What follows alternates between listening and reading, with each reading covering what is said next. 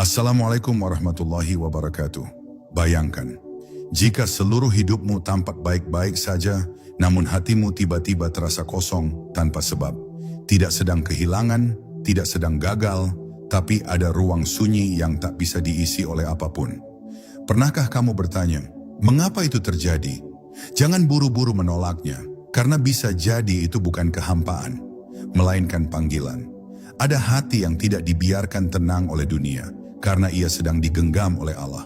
Dan ketika Allah menggenggam sebuah hati, Dia tidak selalu memberi kebahagiaan yang bising, tetapi ketenangan yang mengguncang kesadaran. Jika hari ini hatimu terasa berbeda, lebih sensitif, lebih mudah lelah dengan dunia, dan lebih sering ingin diam, mungkin ini bukan kebetulan, mungkin ini tanda. Dan tanda itu tidak semua orang mendapatkannya. Bab 1. Hati bukan milik kita. Hati ini sering kita anggap milik pribadi, seolah ia tunduk sepenuhnya pada keinginan dan rencana kita. Kita merasa bebas menentukan arah cinta, benci, tenang, atau gelisah.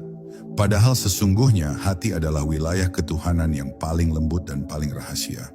Di sanalah Allah bekerja tanpa suara, menggerakkan rasa tanpa izin, dan menanamkan makna tanpa penjelasan. Tidak ada satupun manusia yang bisa memastikan hatinya akan tetap sama esok hari. Karena hati tidak pernah berjanji setia kepada pemilik jasad, melainkan kepada Dia yang menciptakannya. Kesadaran ini bukan untuk melemahkan, tetapi untuk melunakkan, agar manusia berhenti menggenggam sesuatu yang sejatinya tidak pernah berada di tangannya. Dalam kebijaksanaan para arif, hati digambarkan seperti burung kecil yang hanya tenang jika berada di genggaman Tuhan, bukan di kandang dunia. Ketika manusia mencoba menguasainya dengan ambisi, nafsu, atau ketakutan, hati justru memberontak dalam bentuk gelisah yang tak terjelaskan. Sebab hati diciptakan bukan untuk dunia, melainkan untuk mengenal Allah.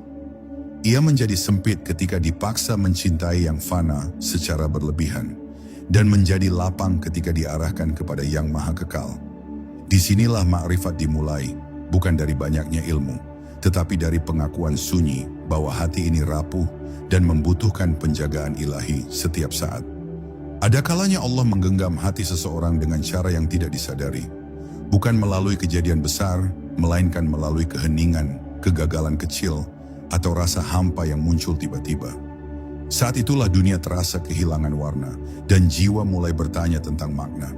Pertanyaan-pertanyaan ini bukan tanda kesesatan, tetapi tanda bahwa hati sedang diajak pulang. Allah tidak selalu memanggil dengan suara keras. Seringkali Dia mengetuk melalui kegelisahan yang lembut agar manusia berhenti berlari dan mulai mendengar. Hati yang disentuh seperti ini tidak langsung menjadi suci, tetapi menjadi jujur. Jujur tentang ketergantungannya kepada Allah. Orang yang memahami hakikat hati tidak akan terlalu percaya pada dirinya sendiri. Ia tahu bahwa istiqomah bukan prestasi, melainkan anugerah yang bisa dicabut kapan saja. Karena itu ia tidak sombong dengan ketaatan dan tidak putus asa dengan kesalahan. Ia hidup di antara harap dan takut, bukan karena ragu pada Allah, tetapi karena sadar akan kelemahan dirinya. Setiap hari ia memohon, bukan agar dunia berpihak kepadanya, melainkan agar Allah tidak melepaskan hatinya. Permohonan ini mungkin sederhana, namun disitulah letak kedalaman tauhid, menyandarkan yang paling halus kepada Yang Maha Kuasa.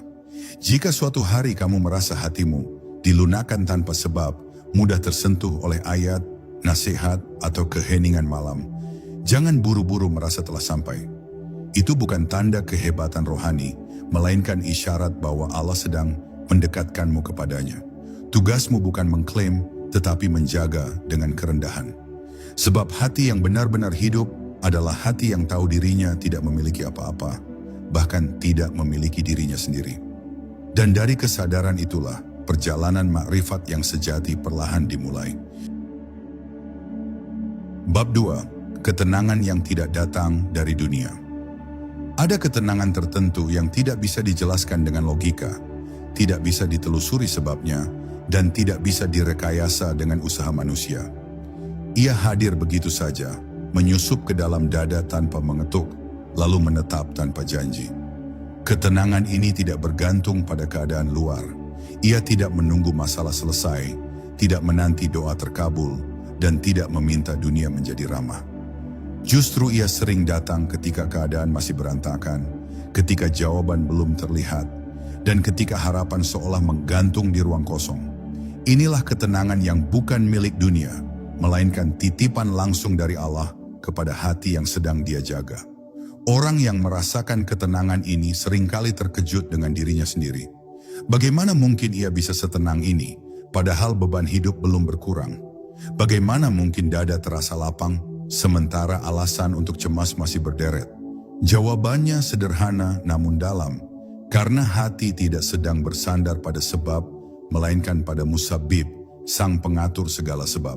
Ketika hati berhenti menggantungkan rasa aman pada manusia, harta atau hasil, dan mulai bergantung kepada Allah, maka ketenangan tidak lagi menjadi sesuatu yang dicari, melainkan sesuatu yang turun dengan sendirinya. Dalam pandangan makrifat, ketenangan bukanlah tanda bahwa masalah telah selesai, tetapi tanda bahwa hati telah menemukan tempat berpijak yang benar. Dunia boleh bergejolak, rencana boleh berubah, bahkan doa boleh tertunda, namun hati tetap tegak karena ia tahu kepada siapa ia kembali. Ketenangan ini tidak membuat seseorang lalai, justru membuatnya lebih sadar. Ia tetap berikhtiar, tetap berhati-hati, tetap berpikir, tetapi tanpa kegelisahan yang melumpuhkan. Ada keseimbangan halus antara usaha dan tawakal, antara bergerak dan berserah, yang hanya bisa dirasakan oleh hati yang telah disentuh Allah. Namun ketenangan ini juga ujian yang sangat lembut. Ia bisa membuat seseorang lupa bahwa semua itu bukan hasil kedewasaan batin, melainkan rahmat yang sewaktu-waktu bisa ditarik. Karena itu orang yang arif tidak memamerkan ketenangannya dan tidak merasa lebih tinggi dari mereka yang masih gelisah. Ia justru semakin rendah hati, semakin sering memohon agar Allah menetapkan rasa ini dalam hatinya. Ia tahu ketenangan yang sejati bukan sesuatu yang dimiliki, melainkan sesuatu yang dijaga oleh Allah selama hati itu tetap bersandar kepadanya. Jika suatu hari kamu merasakan ketenangan yang tidak bisa kamu jelaskan kepada siapapun, simpanlah itu dalam diam dan syukur. Jangan buru-buru menafsirkannya sebagai tanda keistimewaan, tetapi pahamilah sebagai undangan untuk semakin dekat. Sebab Allah tidak menenangkan hati untuk membuat manusia merasa aman darinya, melainkan agar manusia berani berjalan menujunya tanpa ketakutan. Dan selama ketenangan itu membuatmu semakin lembut, semakin pasrah, dan semakin rindu untuk bersujud, ketahuilah, hatimu sedang berada di bawah penjagaan yang tidak terlihat, namun sangat nyata. Bab 3. Dunia yang perlahan kehilangan cahayanya. Pada suatu titik yang tidak bisa ditentukan waktunya, dunia mulai terasa berbeda. Bukan karena bentuknya berubah, bukan pula karena isinya berkurang, melainkan karena hati tidak lagi menatapnya dengan cara yang sama. Hal-hal yang dahulu begitu memikat kini terasa biasa, dan sesuatu yang dulu dikejar dengan penuh nafsu, kini dipandang dengan jarak yang tenang. Ini bukan tanda kebencian pada dunia, melainkan tanda bahwa hati telah berhenti menjadikannya tujuan. Dunia tetap ada, tetap dijalani, namun tidak lagi duduk di pusat kesadaran. Ia turun derajat, dari yang disembah secara halus menjadi sekadar alat dalam perjalanan menuju Allah. Hati yang mulai dilepaskan dari cengkeraman dunia tidak menjadi pasif atau lemah. Ia justru menjadi lebih jernih dalam melihat. Ia bekerja tanpa diperbudak hasil, berusaha tanpa menjadikan capaian sebagai sumber nilai diri. Ketika berhasil, ia bersyukur tanpa mabuk. Ketika gagal, ia bersabar tanpa hancur. Karena ia tahu, dunia tidak pernah diciptakan untuk memberi kepuasan abadi. Segala yang fana akan mengecewakan jika dijadikan sandaran, dan segala yang sementara akan menyakitkan jika dicintai tanpa batas. Kesadaran ini tidak datang dari nasihat semata, tetapi dari pengalaman batin yang panjang dan seringkali sunyi. Dalam kedalaman makrifat, menjauh dari keterikatan dunia bukan berarti meninggalkan kehidupan, melainkan menempatkannya secara adil. Harta tetap dicari, namun tidak dipercaya sepenuhnya. Kedudukan tetap dijalani, namun tidak dijadikan identitas. Pujian tetap terdengar, namun tidak disimpan di dalam dada. Hati seperti ini hanya memberi tempat istimewa kepada satu hal, keridaan Allah. Segala sesuatu di luar itu boleh hadir, tetapi tidak boleh berkuasa. Karena ketika dunia berkuasa di hati, ia akan memerintah dengan kejam, menuntut lebih, dan tidak pernah puas. Ada rasa ringan yang menyertai hati yang tidak lagi bergantung pada dunia. Rasa ini bukan karena hidup menjadi mudah, tetapi karena beban batin berkurang. Tidak semua harus dimenangkan, tidak semua harus dimiliki, dan tidak semua harus dipertahankan. Ia mulai memahami bahwa kehilangan bukan selalu musibah dan memiliki bukan selalu nikmat. Banyak hal yang pergi justru menyelamatkan dan banyak hal yang datang justru menguji. Dengan pemahaman ini, hati berhenti menagih dunia untuk membahagiakan dirinya dan mulai menyerahkan tugas itu kepada Allah semata.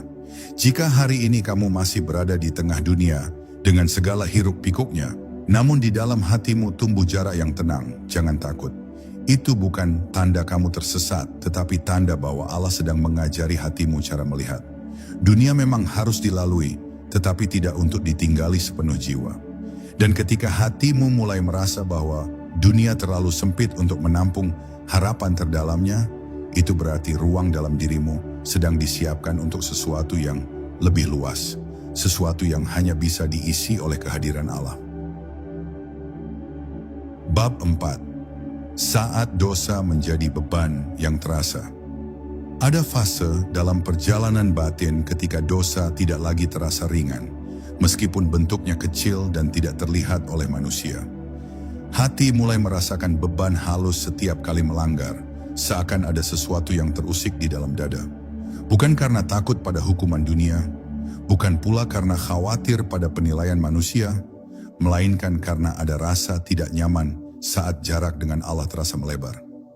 Dosa tidak lagi dipandang sekadar pelanggaran hukum, tetapi sebagai tirai tipis yang menghalangi cahaya masuk ke dalam hati. Dan bagi hati yang telah mengenal terang, sedikit kegelapan saja sudah terasa menyesakkan. Rasa sesak setelah berbuat salah sering disalahpahami sebagai tanda lemahnya iman.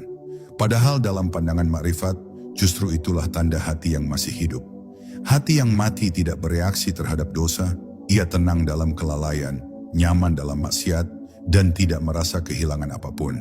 Sebaliknya, hati yang digenggam Allah akan segera gelisah ketika menjauh, seperti anak kecil yang menangis saat terlepas dari genggaman orang tuanya. Kegelisahan ini bukan untuk menyiksa, tetapi untuk mengingatkan bahwa hati memiliki arah pulang yang tidak boleh dilupakan. Pada titik ini, penyesalan tidak lagi menjadi sekadar emosi sesaat, melainkan gerakan batin yang mendorong seseorang kembali bersujud. Air mata yang jatuh bukan air mata ketakutan, melainkan pengakuan akan ketergantungan. Hati mengakui bahwa tanpa Allah, ia mudah tergelincir, mudah lupa, dan mudah tertipu oleh dirinya sendiri. Pengakuan ini tidak melemahkan, justru menguatkan, karena dari sanalah lahir kejujuran yang menjadi dasar taubat sejati. Taubat bukan sekadar janji untuk tidak mengulang, tetapi kesadaran mendalam bahwa hanya Allah yang mampu menjaga hati tetap lurus. Orang yang sampai pada tahap ini tidak lagi merasa paling bersih, ia justru semakin berhati-hati, bukan karena paranoia spiritual, tetapi karena tahu betapa licinnya jalan hati. Ia tidak menghakimi orang lain yang jatuh dalam dosa, karena ia mengenal betul rapuhnya dirinya sendiri. Ia memahami bahwa perbedaan antara taat dan maksiat seringkali hanya sejauh penjagaan Allah, bukan sejauh kekuatan pribadi. Kesadaran ini melahirkan kelembutan dalam memandang sesama dan kerendahan dalam menilai diri. Jika hari ini kamu merasa dadamu sempit setelah berbuat salah, jangan lari dari rasa itu. Jangan menutupinya dengan pembenaran atau kesibukan. Duduklah sejenak, rasakan, dan biarkan rasa itu membawamu kembali kepada Allah. Karena sesak yang mengantar pada taubat lebih berharga daripada kelapangan yang menjauhkan darinya. Dan selama dosamu membuatmu kembali mencari wajah Allah dengan hati yang remuk dan jujur, sesungguhnya itu bukan tanda kehancuran, melainkan tanda bahwa hatimu masih berada dalam genggaman rahmat-Nya. Bab 5. Doa yang berubah menjadi keberserahan. Pada suatu tahap kedewasaan ruhani, doa tidak lagi terasa seperti daftar permintaan yang harus segera dipenuhi. Kata-kata masih terucap, tangan masih terangkat, namun orientasi hati perlahan berubah. Doa tidak lagi dimaksudkan untuk mengatur hasil, melainkan untuk meneguhkan hubungan. hati mulai memahami bahwa Allah bukan sekadar tempat meminta, tetapi tempat kembali. Maka dalam doa, yang dicari bukan hanya jawaban, melainkan kedekatan. Bukan sekadar dikabulkan, tetapi didengarkan. Dan pada titik ini, doa menjadi ruang paling jujur di mana jiwa menampakkan kelemahannya tanpa topeng apapun. Ada keheningan tertentu yang lahir dalam doa ketika hati telah belajar berserah. Tidak semua harus diucapkan, karena Allah telah mengetahui sebelum lidah bergerak. Bahkan kadang doa terasa selesai sebelum kalimat terakhir terucap, seolah hati telah menyerahkan seluruh urusan tanpa syarat. Dalam keheningan itu, hati tidak merasa kosong, justru penuh oleh rasa aman yang sulit dijelaskan. Ia tahu bahwa apapun yang terjadi setelah doa itu berada dalam pengaturan yang paling bijaksana, meskipun tidak selalu sesuai harapan. Inilah doa yang tidak berisik, tetapi dalam dan menenangkan. Ketika doa belum terkabul, hati yang telah disentuh makrifat tidak tergesa menyimpulkan penolakan. Ia belajar membaca penundaan sebagai bentuk kasih sayang yang belum ia pahami. Ada keyakinan halus bahwa Allah lebih mengetahui waktu yang tepat, bentuk yang tepat, dan dampak yang paling menyelamatkan. Karena itu ia tidak berhenti berdoa, namun juga tidak memaksa takdir. Ia terus mengetuk, bukan dengan tuntutan, melainkan dengan adab. Ia memahami bahwa doa sejati bukan untuk mengubah kehendak Allah, tetapi untuk menyelaraskan kehendak hati dengan kehendaknya. Dalam keadaan tertentu, doa bahkan berubah menjadi syukur sebelum nikmat datang. Bukan karena yakin permintaan akan terpenuhi, tetapi karena percaya bahwa apapun keputusan Allah adalah yang terbaik bagi perjalanan ruhani. Hati seperti ini tidak lagi mengukur cinta Allah dari cepat atau lambatnya jawaban, melainkan dari seberapa dekat ia merasa setelah berdoa. Jika setelah berdoa hatinya menjadi lebih lembut, lebih sabar, dan lebih lapang, itu sudah cukup sebagai tanda bahwa doa tersebut telah sampai, meskipun hasilnya masih tersembunyi di balik waktu. Jika hari ini doamu terasa berbeda, lebih sunyi, lebih dalam, dan lebih pasrah, jangan merasa kehilangan semangat. Justru di sanalah doa sedang dimurnikan. Allah sedang mengajarimu bahwa yang paling penting bukanlah apa yang kamu minta, tetapi siapa yang kamu temui dalam permintaan itu. Dan ketika doa tidak lagi membuatmu gelisah menunggu hasil, melainkan tenang dalam penantian, saat itulah doa telah berubah menjadi ibadah hati yang paling tinggi, berserah sepenuhnya kepada Allah. Bab 6. Allah yang terasa lebih dekat dari apapun. Pada suatu kedalaman yang tidak semua orang capai, kehadiran Allah mulai terasa lebih nyata daripada kehadiran manusia di sekelilingnya. Bukan dalam bentuk penglihatan atau suara, melainkan dalam kesadaran yang lembut dan menetap. Ada rasa diawasi tanpa tertekan, ditemani tanpa sentuhan, dan dipahami tanpa perlu penjelasan. Pada tahap ini, hati tidak lagi merasa sendirian meskipun berada dalam kesunyian. Justru kesunyian menjadi ruang perjumpaan yang paling jujur. Tempat hati berbicara tanpa bahasa dan Allah menjawab tanpa kata. Kedekatan ini tidak membuat seseorang menjauh dari manusia, tetapi membebaskannya dari ketergantungan yang berlebihan. Ia tetap mencintai, tetap peduli, tetap hadir dalam hubungan, namun hatinya tidak lagi menggantungkan rasa aman pada makhluk. Ia tidak hancur ketika dikecewakan dan tidak melayang ketika dipuji, sebab pusat hatinya telah berpindah. Ia tahu bahwa manusia bisa datang dan pergi, berubah dan mengecewakan, tetapi Allah tidak pernah pergi dari hamba yang mendekat kepadanya. Dari sinilah lahir kestabilan batin yang tidak mudah digoyahkan. Dalam kedekatan dengan Allah, hati menjadi lebih peka terhadap bisikan nurani. Ia berhenti bukan hanya karena tahu yang salah, tetapi karena merasa tidak pantas di hadapan Allah. Ada rasa malu yang lembut, bukan rasa takut yang kasar. Malu karena merasa selalu diperhatikan, selalu diberi, selalu dijaga, sementara diri sering lalai dan lupa. Rasa malu ini bukan beban, melainkan penjaga. Ia membuat hati enggan berlama-lama dalam kesalahan dan cepat kembali ketika tergelincir. Inilah adab batin yang tumbuh bukan dari aturan, tetapi dari cinta. Kehadiran Allah yang terasa dekat juga mengubah cara seseorang memandang hidup. Segala peristiwa tidak lagi berdiri sendiri, melainkan dibaca sebagai bagian dari percakapan panjang antara hamba dan Tuhannya. Kebahagiaan dipahami sebagai ujian syukur, dan kesedihan dipahami sebagai undangan untuk lebih dekat. Tidak ada lagi kejadian yang benar-benar sia-sia, karena semuanya membawa pesan. Hati menjadi tenang bukan karena hidup selalu mudah, tetapi karena ia merasa tidak pernah berjalan sendirian. Jika suatu hari kamu merasa Allah begitu dekat hingga air mata jatuh tanpa sebab yang jelas, jangan bingung dan jangan takut. Itu bukan kelemahan, melainkan kepekaan yang sedang tumbuh.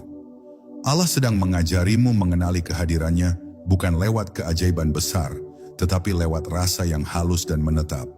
Dan selama kedekatan itu membuatmu semakin rendah hati, semakin lembut, dan semakin berhati-hati menjaga hatimu, ketahuilah, itu adalah salah satu karunia paling mahal yang bisa Allah berikan kepada seorang hamba. Bab 7. Ujian yang berubah menjadi percapakan.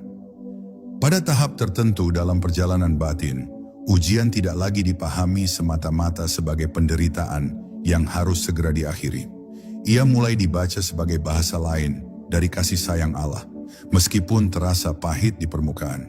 Hati yang telah dilunakkan oleh kedekatan dengan Allah tidak lagi bertanya dengan nada protes, melainkan dengan sikap mendengar. Bukan mengapa ini terjadi padaku, tetapi apa yang sedang Allah ajarkan kepadaku. Pertanyaan ini mengubah segalanya, karena ujian tidak lagi berdiri sebagai musuh, melainkan sebagai pesan yang menunggu untuk dipahami. Dalam ujian, hati seperti ini tidak serta-merta kuat, tetapi jujur. Ia tetap menangis, tetap lelah, tetap merasa berat, namun semua itu dibawa ke hadapan Allah, bukan dilampiaskan kepada dunia. Tangisnya bukan tangis keputusasaan, melainkan pengakuan akan keterbatasan diri. Ia tidak malu terlihat rapuh di hadapan Allah, karena ia tahu hanya dengan mengakui kelemahan, pertolongan bisa turun. Disinilah ujian berubah menjadi percakapan yang sunyi, di mana hamba berbicara lewat air mata, dan Allah menjawab lewat ketenangan yang perlahan hadir. Ujian juga mengungkapkan apa yang selama ini tersembunyi di dalam hati. Ketika semua berjalan baik, banyak hal tampak rapi. Namun saat Allah mengguncang, barulah terlihat di mana sebenarnya sandaran itu berada. Apakah hati bersandar pada usaha, manusia, atau benar-benar pada Allah? Hati yang digenggam Allah tidak lulus dari ujian karena tidak merasakan sakit, tetapi karena tidak berpindah sandaran. Ia tetap kembali kepada Allah, bahkan ketika jawabannya belum datang, bahkan ketika keadaannya belum berubah. Dalam pandangan makrifat, ujian bukan alat untuk menghancurkan, melainkan untuk membersihkan. Ia membersihkan niat yang tercampur, harapan yang terlalu duniawi, dan keyakinan palsu terhadap diri sendiri. Banyak hal yang tidak bisa dilepaskan lewat nasihat, tetapi bisa runtuh lewat ujian. Dan ketika sesuatu runtuh, bukan berarti segalanya berakhir. Justru disitulah ruang dibuka agar Allah menjadi lebih dominan dalam hidup seorang hamba. Kehilangan yang menyakitkan seringkali adalah cara Allah mengambil alih kendali yang selama ini kita pegang terlalu erat. Hati yang telah sampai pada pemahaman ini tidak meminta ujian diangkat dengan tergesa-gesa. Ia meminta dikuatkan untuk melewati dan dibimbing untuk memahami. Ia lebih takut kehilangan kedekatan dengan Allah daripada kehilangan kenyamanan hidup. Karena ia tahu ujian yang membawa kepada Allah lebih berharga daripada kelapangan yang membuat lalai. Dan jika hari ini kamu berada dalam ujian yang membuatmu banyak diam, banyak merenung dan banyak kembali bersujud, bisa jadi itu bukan tanda Allah menjauh, melainkan tanda bahwa Dia sedang mengajakmu berbicara lebih dekat dari sebelumnya. Bab 8. Takut kehilangan Allah, bukan kehilangan dunia. Pada kedalaman tertentu, arah ketakutan dalam diri manusia mulai berubah. Bukan lagi takut miskin, takut gagal, atau takut kehilangan manusia, melainkan takut jika hati ini perlahan menjauh dari Allah tanpa disadari. Ketakutan ini tidak berisik, tidak dramatis, tetapi menetap seperti penjaga di dalam dada. Ia membuat hati lebih waspada terhadap kelalaian kecil, terhadap niat yang mulai bergeser, dan terhadap rasa puas diri yang diam-diam merusak. Ini bukan ketakutan yang melumpuhkan, melainkan ketakutan yang membimbing agar hati tetap berada di jalan pulang. Hati yang sampai pada tahap ini memahami bahwa dunia bisa diulang, dicari kembali, dan diganti dalam banyak bentuk. Namun jika kedekatan dengan Allah hilang, tidak ada satupun yang bisa menebusnya. Karena itu ia lebih berhati-hati menjaga hubungan dengan Allah daripada menjaga citra di hadapan manusia. Ia menjaga salat bukan karena kewajiban semata, tetapi karena takut kehilangan perjumpaan. Ia menjaga zikir bukan karena kebiasaan, tetapi karena takut hatinya menjadi kering. Semua ibadah berubah dari rutinitas menjadi kebutuhan yang sangat personal. Ketakutan ini juga melahirkan sikap lembut terhadap diri sendiri dan orang lain. Ia tidak memaksa dirinya tampil sempurna, karena ia tahu yang dicari Allah bukan kesempurnaan, melainkan kejujuran dan ketundukan. Ia pun tidak mudah menghakimi kesalahan orang lain, karena ia sadar betapa mudahnya hati tergelincir jika Allah melepas penjagaan. Kesadaran ini membuatnya banyak berdoa dalam diam, bukan hanya untuk dirinya, tetapi juga untuk sesama, agar Allah menjaga hati-hati yang rapuh ini tetap berada dalam cahaya. Dalam makrifat, takut kehilangan Allah bukan berarti ragu terhadap kasih sayangnya, tetapi justru bukti bahwa hati telah merasakan manisnya dekat. Seseorang tidak takut kehilangan sesuatu yang belum pernah ia miliki. Ketakutan ini lahir dari pengalaman, dari perasaan pernah diselimuti, pernah ditenangkan, dan pernah dijaga. Maka ia takut kembali jauh, bukan karena putus asa, tetapi karena cinta. Cinta yang tidak ingin hubungannya retak oleh kelalaian yang sepele. Jika hari ini kamu merasa lebih takut pada kelalaian daripada kesulitan hidup, lebih takut pada hati yang mengeras daripada keadaan yang menekan, itu adalah perubahan besar yang patut disyukuri. Itu tanda bahwa pusat hatimu sedang bergeser dari dunia menuju Allah. Dan selama ketakutan itu membuatmu semakin dekat, semakin berhati-hati, dan semakin berserah, ketahuilah bahwa itu bukan ketakutan yang buruk, melainkan cahaya yang menjaga agar hatimu tidak tersesat di jalan yang tampak terang, tetapi menjauhkan darinya. Bab 9. Kesunyian yang menjaga keikhlasan. Pada suatu tahap, hati mulai menemukan kenyamanan dalam kesunyian yang tidak dipahami oleh banyak orang. Bukan karena ingin mengasingkan diri dari dunia, tetapi karena ada sesuatu yang ingin dijaga dari keramaian. Hati seperti ini merasa bahwa terlalu banyak sorotan dapat mengganggu kejernihan niat. Ia mulai menyadari bahwa tidak semua kebaikan perlu diumumkan, dan tidak semua kedekatan dengan Allah pantas dipertontonkan. Kesunyian menjadi ruang aman tempat amal bertumbuh tanpa gangguan, dan niat dilindungi dari keinginan untuk dipuji. Keinginan untuk menyembunyikan amal bukan lahir dari rasa rendah diri, tetapi dari rasa takut yang halus. Takut jika hati terkontaminasi oleh rasa bangga. Takut jika Allah tidak lagi menjadi satu-satunya tujuan. Hati yang telah merasakan manisnya ikhlas, tahu betul betapa rapuhnya niat manusia. Ia bisa berubah hanya karena satu pandangan, satu pujian, atau satu pengakuan. Karena itu, orang yang arif lebih memilih dikenal oleh Allah daripada dikenali oleh manusia. Baginya, cukup Allah yang tahu, karena Allah lah yang menilai. Dalam kesunyian, hati belajar berdialog tanpa saksi. Ia beramal ketika tidak ada yang melihat, berdoa ketika tidak ada yang mendengar, dan menangis ketika tidak ada yang menenangkan.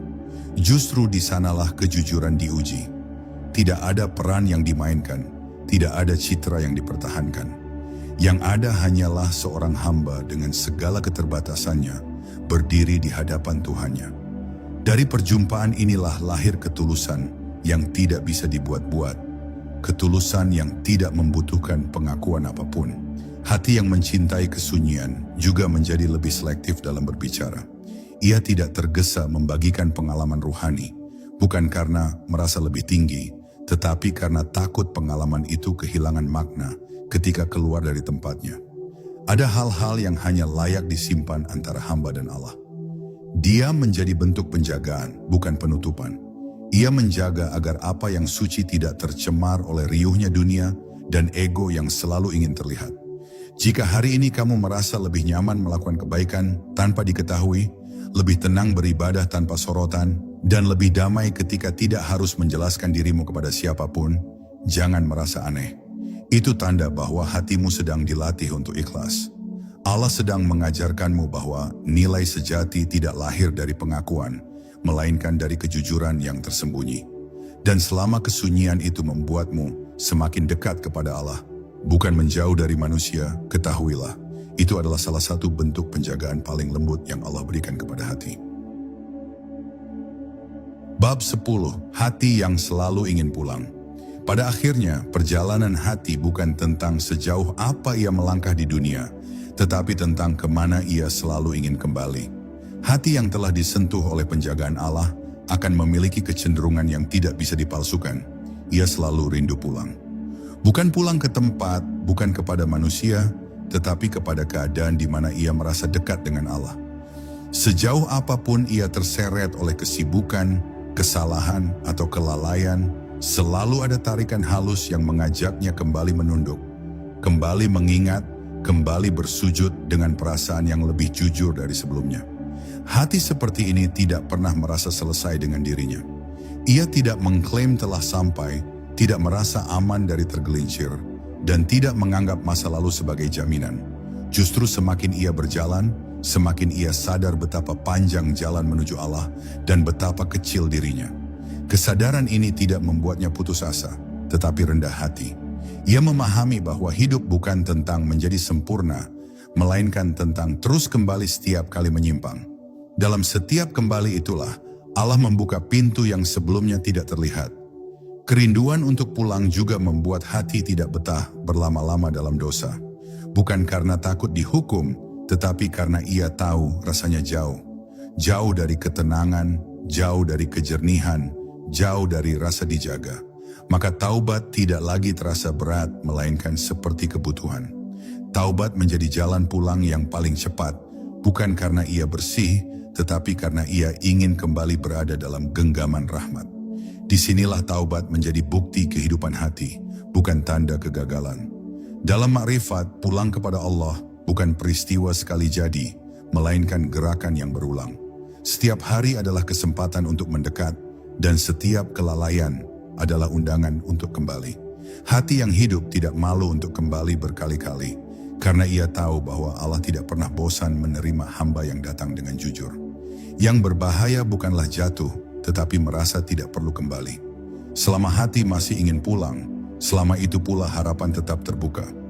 Jika setelah semua yang kamu lalui, hatimu masih tergetar ketika mengingat Allah, masih ingin bersujud meski dalam keadaan lelah, dan masih berharap meski sering merasa tidak layak, jangan remehkan perasaan itu. Bisa jadi itulah tanda paling jujur bahwa hatimu masih berada dalam genggamannya. Dan selama keinginan untuk pulang itu tetap hidup, sejauh apapun langkahmu tersesat, jalan kembali tidak pernah benar-benar tertutup.